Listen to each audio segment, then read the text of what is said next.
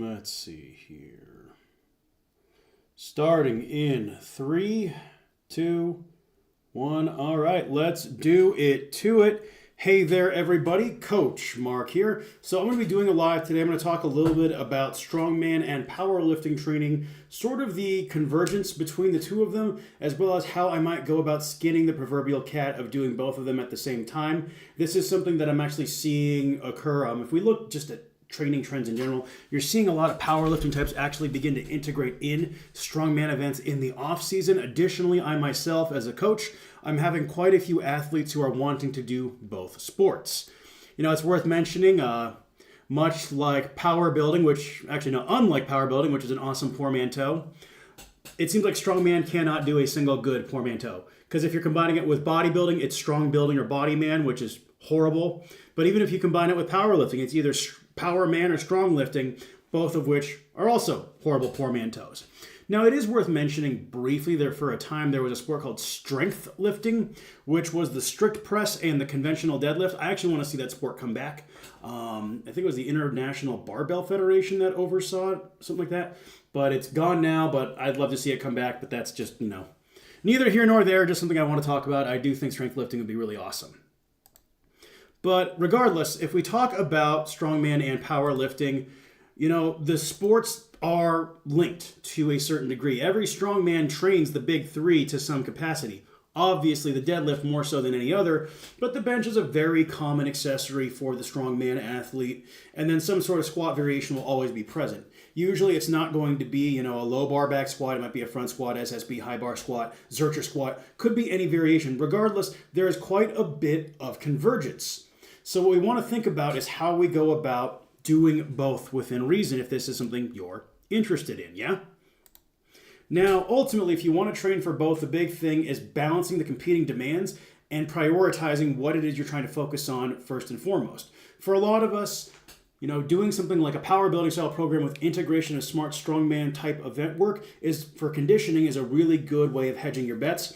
For the power lifter, certain events in the off season are going to be highly valuable for helping build strength and conditioning as well as just overall cardiovascular fitness. And then for the strongman athlete, obviously static strength is going to have tremendous transference, but it's not always going to be the big 3 for 1 rep maxes. personally, I think for a strongman athlete, something like a 1 rep max powerlifting style bench press isn't particularly valuable. However, something like a Larson press with your feet up in the air for sets of, say, 5 to 8, that has tremendous transference to your overhead pressing capabilities as well as shoulder and health and mobility, and then will also bleed into powerlifting with skill accumulation on the other side of that. But, that's a whole long lecture, but let's go ahead and narrow it down and talk about what our priorities should be if we are looking to serve both masters in this context. Ultimately, your big 3, squat, bench, deadlift, and then in addition to that would be a 3 rep max push press as well as a 3 rep max sub 90 second sandbag heart shock. And for those of you unfamiliar with the sandbag heart shock, go through the channel. I talk about this at length, but essentially take a sandbag, start next to it, run 60 feet away, run 60 feet back, carry the sandbag, set it down. That means you're covering 180 total feet, 120 of which are without the bag, and then 60 of which with the bag. That whole series is 1 repetition, right? So you need to cover 540 feet total within that time frame. And the idea here is you should be trying to get to a sandbag that is at or above body weight in under 90 seconds, ideally under 75 seconds. The sandbag heart shot serves as an amazing proxy for determining loading event capabilities, conditioning, and even moving event capabilities. So then again, if we look at this, we have our big 5, if you will, of the powerlifting big 3, a push press, and a sandbag heart shock. So from here, everything becomes subservient to improving these specific outcomes. So for the bench, obviously we want to think that's arm and tricep training for your overhead press. Board press, floor press, and close grip are going to help build both of these lifts at one time.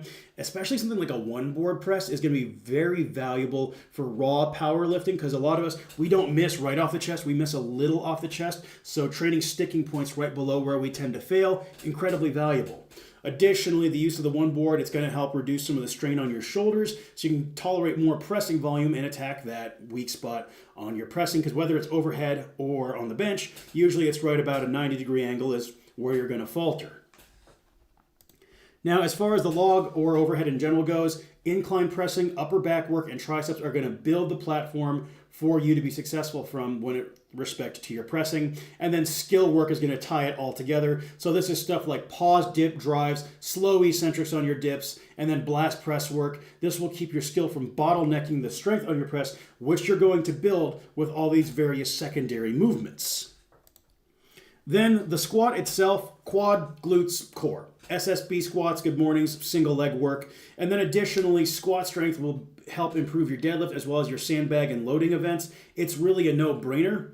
And personal opinion here, but I do think if you are a low bar squatter and you're wanting to do strongman and powerlifting, don't use the low bar squat until you're about 12 weeks out from the meet. The high bar and low bar squat are similar enough in mechanics you can get away with training high bar for the majority of your volume, and then switching to low bar specifically to develop that intensity and that intensity tolerance as well as positional skill. That way, come meet day, you're good to go, but you're not beating up your elbows and low back too much in the off season.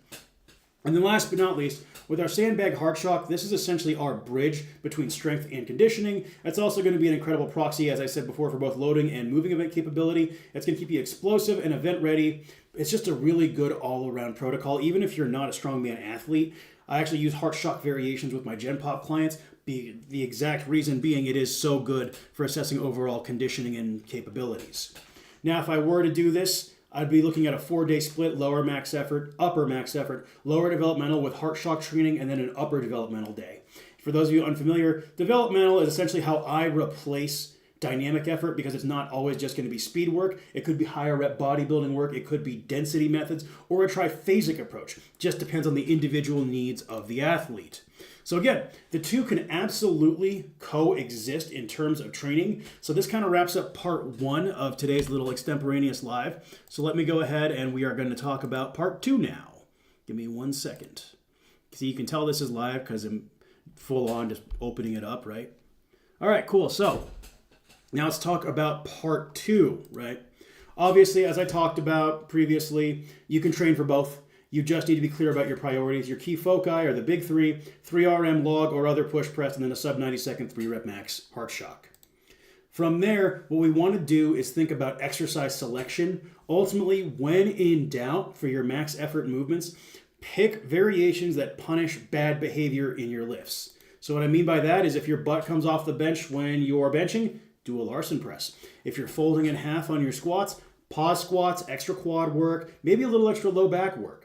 If your floor speed is garbage on your deads, deficit deads, low block pulls. If you've got a sloppy log, pause dip drives, just general skill work. If you can't pick the bag off the ground, rows, Zercher variations, rows, stiff leg deadlifts, and then some rows would probably be very valuable in this context. That's what's nice is when you can look at the key outcomes you're looking for in terms of your desired adaptations. From there, once you have that, you can reverse engineer what it is you need to do in your program. Whereas, the average trainee, they're going to say, oh, I just want to get stronger. Oh, I just want to build my triceps a bit. If that's your entire goal, what happens is you're not able to lock in on a focus and you're no longer chasing specific metrics. I do think that's part of the reason why if you are going to be doing more of even a power building style training, you should be chasing something like double body weight on the squat for a set of 20, because now you have a specific outcome that you're looking to achieve, and thus your training can be more structurally oriented, right? You have outcome-based training rather than just working and hoping for the best. So with all that in mind, here is what a 4-day split for our hypothetical lifter who's looking to do a bit of both may look like. Day 1, we're going to do lower max effort. Max effort lift will be a paused back squat with a high bar, snatch grip RDLs, Bulgarian split squats, reverse sled drags, chest supported rows, and ab wheel rollouts.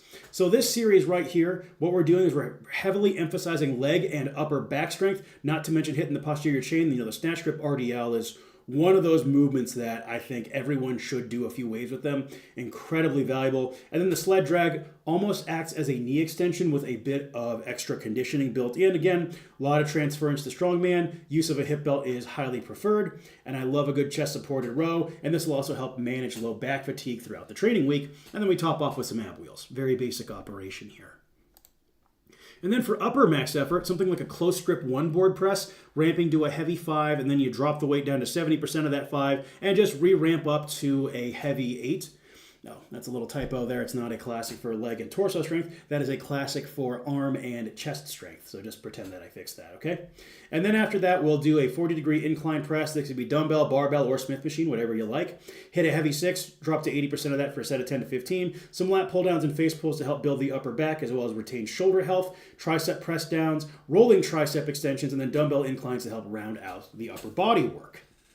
Then we move into day 3, lower developmental. Some speed pulls on the dead, then some squats, then a sandbag or dumbbell row before moving into our heart shock training, glute ham raises, and then hamstring curls. A lot of posterior chain emphasis on this day, because especially with Strongman being one of the key foci here, we want to make sure there's a lot of posterior chain work. If you wanted to add in something like a deadlift stance leg press, for example, that could easily slot in here. This is only 6 exercises today, but I think with everything going on, this is plenty of volume. And again, this is just one sample week. Obviously, it would change out every few weeks. And then upper developmental, using a density approach with the log here, so max 4s at 70%. This is an approach that I use heavily when it comes to ground to overhead variations, just because it kind of helps people shut their brains off, helps them get into a bit of that flow state and just get the work done. And then with the bench press, 8 triples at 65% with a competition pause on the last rep of every single set. Then some shoulder press. It could be behind the neck or a dumbbell shoulder press. Just let the shoulder health dictate it. We're going high reps here. And the reason why is in general, the developmental days, I like to bias the accessories to being lighter load. That way it helps bake in recovery throughout the week, whereas on the max effort type days, I like the accessories to bias towards heavier loading just to help consolidate stressors. Some people will do better by having lighter main lifts and then heavier accessories, and then heavier main lifts and lighter accessories. It just depends on the individual. Again, this is a semi-universal template is the idea here. Then we're going to move into some vertical pulls after our BTN pressing, one arm press downs, skull crushers, and then a rope handle hammer curl. Rest pause is pretty common throughout this program because I just love rest pause when it comes to isolation movements. Helps you get a lot of quality, effective reps in a very short amount of time. Dorian Yates definitely knew his stuff in my opinion. Big fan of that style of training, but you can always mix and match your set and rep schemes based upon what you like and what you find works for you. Now, ultimately, I will release a full ebook kind of discussing this style of training. We're probably going to call that one Factotum, which, just means the guy who does a bit of everything, like Largo a Factotum from Barber of Seville. It's a very cultured reference, by the way. But yeah, you can see the idea here with this whole live is just discussing the idea of training both sports concurrently. Anyways, that's all I really got for you folks today. I'm just kind of rambling. Hope you found something useful in this one. Hope you're having a good day. And as always, remember, I've got 3 spots left. Or maybe more than that, who knows. But yeah, at least 3 spots left. So if you're looking for one-to-one coaching, make sure to hit me up. Otherwise, you folks take care and enjoy the rest of